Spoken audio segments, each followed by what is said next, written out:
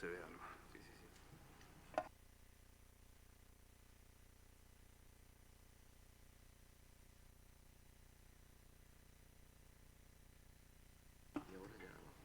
Muy bien, buenas tardes a todos los presentes y a todos los que siguen el panel de manera telemática. Este congreso, en cuyo marco estamos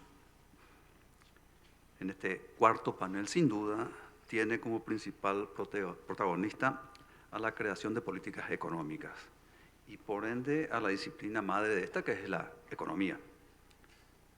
Ciencia y arte regida, obviamente, por principios particulares impulsadas por teorías específicas y delimitada casi siempre por sistemas ideológicos de mayor o menor predominio.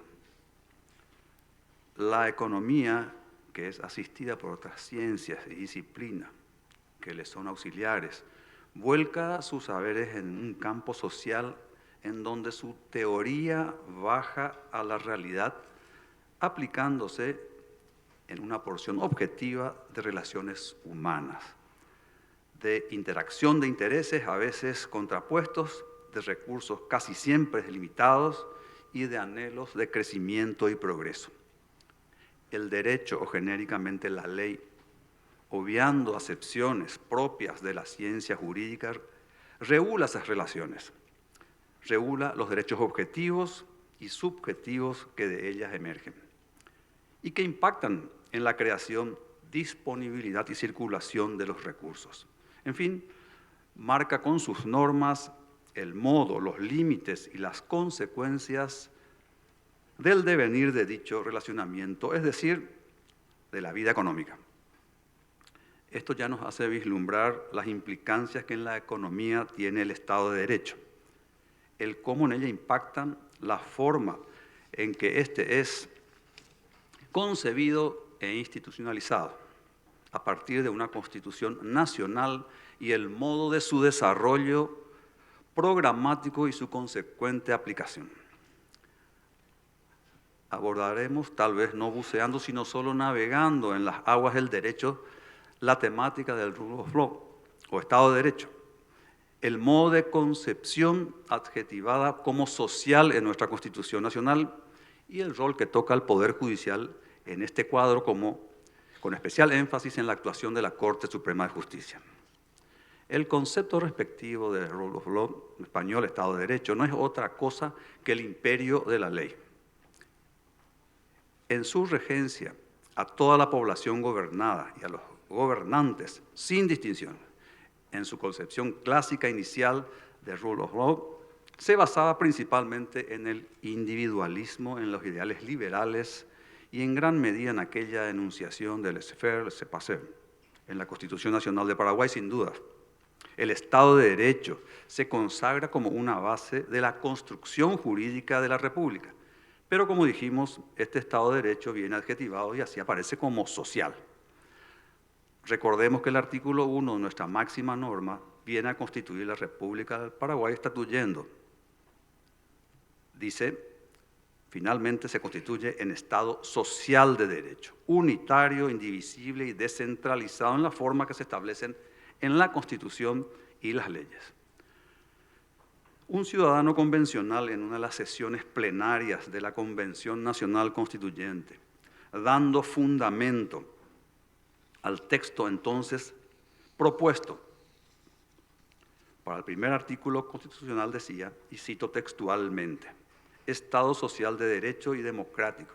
Y no es casual que elevemos un proyecto de articulado con estos elementos.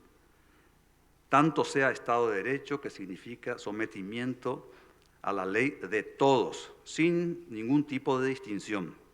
Y el concepto social, porque de este modo desechamos una concepción de Estado liberal sin tener una connotación partidaria, sino filosófica de laissez-faire, laissez-passer, en el sentido que el Estado debe intervenir para restituir el equilibrio y la injusticia y proteger a los más desprotegidos de nuestra sociedad. Esa es la concepción social. Caracterizar al Estado constituido como social se refleja en otros preceptos de la misma Constitución, como en el artículo 46, que no considera como discriminación o desigualdad de trato a las protecciones establecidas sobre desigualdades injustas. Entonces, sobre las bases así sentadas, está claro que en la República del Paraguay debemos hablar de Estado social de derecho y no de Estado de derecho a secas, lo que viene a dar un marco conceptual insoslayable a todo el devenir jurídico, legislativo, interpretativo y de aplicación para la solución de controversias de derecho. Teniendo en claro el tipo de Estado de derecho en que se constituyó el Paraguay, cabe rememorar sucintamente cómo se estructura y organiza el gobierno resultante del poder público ejercido por el pueblo a través del sufragio. Tal vez derivado del uso coloquial del vocablo, tendemos a asociar, si no a directamente identificar el gobierno con el poder ejecutivo y las dependencias bajo su dirección y autoridad. Sin embargo, gobierno significa más que eso, es más que una simple asimilación.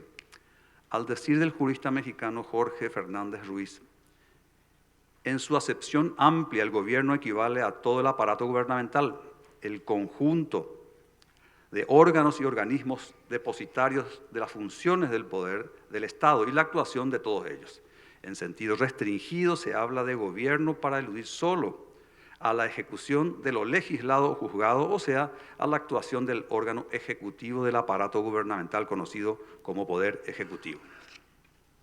Entonces, el gobierno en su acepción amplia se despliega y ejerce principalmente a través de los tres poderes clásicos: legislativo, ejecutivo y judicial. Digo principalmente porque otros organismos estatales, señalados como extrapoder, poseen atribuciones asimilables a lo que es gobernar, en el sentido amplio del vocablo, como por ejemplo este Banco Central que hoy nos acoge. Se presenta dentro de este contexto el Poder Judicial ejerciendo el gobierno a través de la difícil, compleja e importantísima tarea de zanjar los asuntos litigiosos y de constituirse por acción de su máximo organismo, la Corte Suprema de Justicia, en último bastión y frontera de la constitucionalidad y de la primacía del orden constitucional. Queremos detenernos ahí para observar que la tarea del Poder Judicial, desde el juzgado de paz, refugio y remedio de la búsqueda cotidiana de amparo judicial, hasta los más elevados tribunales, es crucial para la instauración y el mantenimiento de la paz social.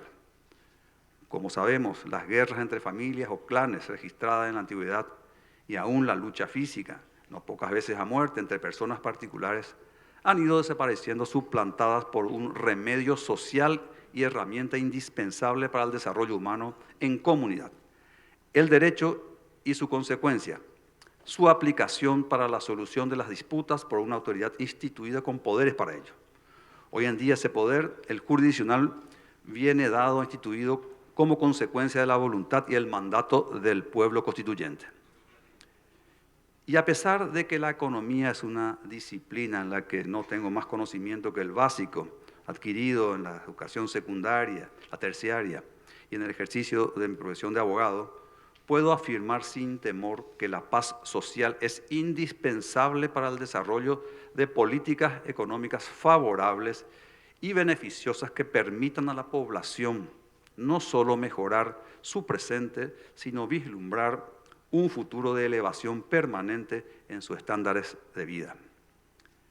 Fuera de esa función general y amplia que toca al Poder Judicial como generador de un entorno con paz social, que así es propicio para el desarrollo económico, cabe al Poder Judicial específicamente, a través de la Sala Constitucional de la Corte Suprema de Justicia, un papel preponderante para la consolidación del Estado social de derecho en un sistema en el que la ley impere y se aplica a gobernantes y gobernados, sin privilegios a particulares o gobernantes. En resumen, un clima de seguridad jurídica.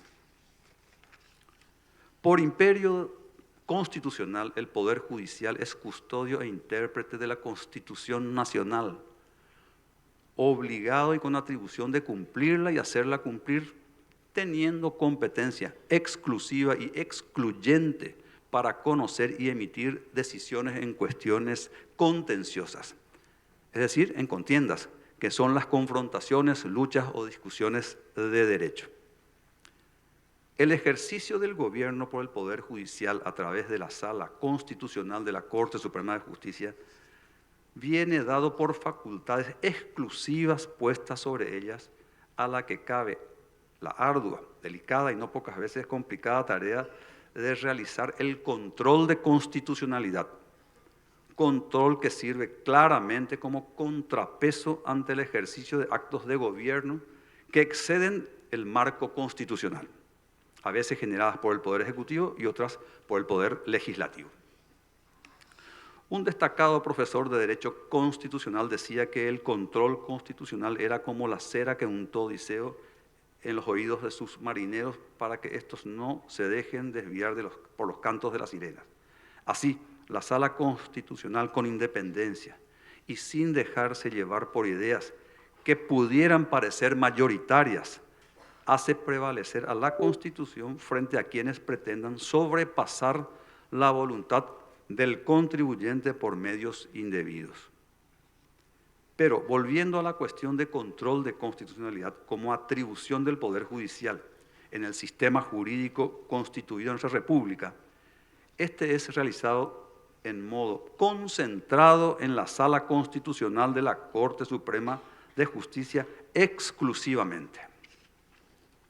En efecto, dice nuestra Constitución en su artículo 260, que es atribución de la Sala Constitucional de la Corte Suprema de Justicia el conocer y resolver sobre la inconstitucionalidad de los actos normativos y otros instrumentos, como así también sobre las sentencias definitivas o interlocutorias, declarando, en caso de encontrarles inconstitucionales, la inaplicabilidad de los primeros y la nulidad de las últimas.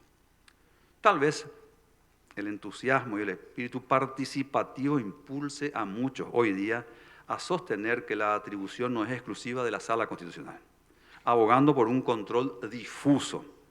Pero lo cierto y concreto es que la exclusividad de atribución que en ella recae proviene del texto constitucional, que además prohíbe que una autoridad asuma atribuciones de otra.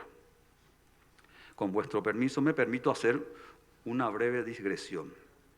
Controlar, en el sentido de contrastar la constitucionalidad de un acto, lo hace desde el ciudadano particular del territorio hasta la Sala Constitucional de la Corte que integro. Pero la forma, sobre todo los efectos de ese control, son diversos en cada caso.